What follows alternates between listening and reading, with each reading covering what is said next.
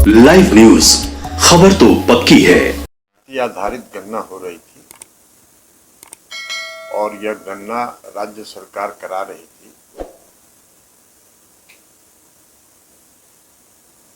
प्रत्येक जाति की गणना हो जाए और उसके साथ साथ राज्य सरकार जो आर्थिक रूप से संपन्न नहीं है, जो आर्थिक रूप से भी पिछड़े हैं, उनकी भी गणना करा रही है। और राज्य सरकार की यह मंशा है कि अगर राज्य का सर्वांगीण विकास होना है, राज्य को प्रगति पर ले जाना है, तो सभी का को ध्यान में रख के योजना बनानी पड़ेगी। और इसी को ध्यान में रख के राज्य सरकार जाति आधारित गणना करा रही है। भारतीय जनता पार्टी वोट मांगने के लिए तो इस देश के आदरणीय प्रधानमंत्री जी ये कहते हैं कि हम अति पिछड़ा है, हमको वोट दे दीजिए। और जब काम करने का सवाल होता है तो अति पिछड़ा विरोधी हो जाते हैं, गरीब विरोधी हो जाते हैं। तो जब ये जातीय गणना शुरू हुई तो पहले पटना हाई कोर्ट में पीआईएल करवाया भारतीय जनता पार्टी ने पर्दे के पीछे से। जब पटना हाई कोर्ट ने उन सभी याचिकाओं को खारिज कर दिया तो मामला सुप्रीम कोर्ट में गया। सुप्रीम कोर्ट में भी बड़े बड़े वकील जो इस देश के पहले अटॉर्नी जनरल रहे इन्हीं मोदी जी की सरकार में, गुजरात के ही हैं श्री मुकुल रोहतगी जी, वो पिटिशनर की तरफ से खड़ा हुए। सर्वोच्च न्यायालय ने कहा कि इसमें स्टे देने का सवाल ही नहीं उठता है, स्थगित करने का कोई प्रश्न ही नहीं, आप बहस करिए। और सुप्रीम कोर्ट ने जो सवाल पूछा माननीय सर्वोच्च न्यायालय ने, वो आप सबों ने देखा। उन्होंने कहा कि भाई इससे आपका कौन सा व्यक्तिगत जो आपकी निजता है उसका हनन हो रहा है। हर आदमी को जानता है कि कौन किस जात का है, आपके पड़ोसी भी जानते हैं, आपके मोहल्ले वाले लोग भी जानते हैं, तो सब जानते ही हैं। तो इसमें कौन आपका निजता का हनन हो रहा है? तो इसलिए कोई सवाल नहीं है।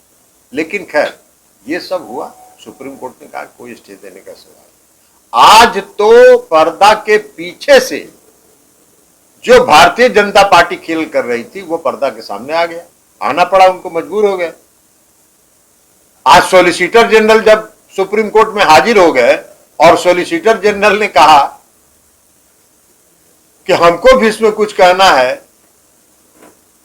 इन पीआईएल पिटिशनर्स के पक्ष में, तो बात खुल गई। तो अब तो यह साबित हो गया कि भारतीय जनता पार्टी गरीब विरोधी है, अति पिछड़ा विरोधी है, आरक्षण विरोधी है, आरक्षण को समाप्त करना चाहती है। ये जितना राग अलापे अब उस राग का कोई असर नहीं होने वाला है।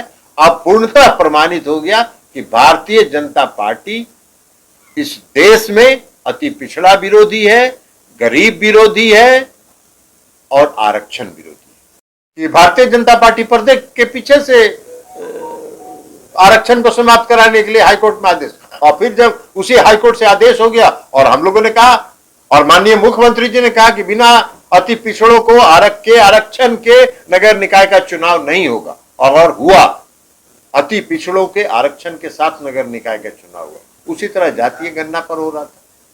तो अब तो आज जो सॉलिसिटर जनरल ने जाके माननीय सर्वोच्च न्यायालय के सामने जो तर्क रखा, उससे अब यह साफ हो गया कि पर्दे के पीछे से भारतीय जनता पार्टी जो खेल कर रही थी, अब उनको खुल के मैदान में अति पिछड़ों के, गरीबों के विरोध में आके खड़ा होना पड़ा है।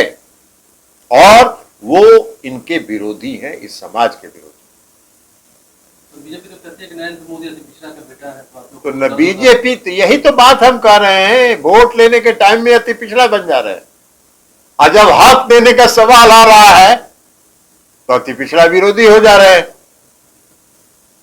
और मुख्यमंत्री नीतीश कुमार जी तो उन लोगों का हक दे रहे हैं, गणना करा रहे हैं, और जो आर्थिक रूप से पिछड़े हैं उनकी भी गणना हो रही है। तो इससे ना अपर कास्ट को घाटा है और न बैकवर्ड क्लास को घाटा है, हर व्यक्ति का गणना हो जाएगा। 24 से पहले क्या बीजेपी को डर हो गया है क्या कि वोट बैंक शिफ्ट हो जाएगा? अरे बीजेपी को डर क्या, बीजेपी डर के ही रहती है, वो पर्दे के पीछे से खेल करती है, सारा काम वो पर्दे के पीछे से। लेकिन अब पर्दे के पीछे से उनको आगे आके मैदान में अब खुल के खेलने का मौका मिला है। और अब ये साबित हो गया अति पिछड़ों के नजर में कि भारतीय जनता पार्टी का दो चेहरा है, हाथी के दांत दिखाने के और खाने के। और वो खाने के लिए अति पिछड़ा विरोधी है, दिखाने के लिए अति पिछड़ा प्रेमी।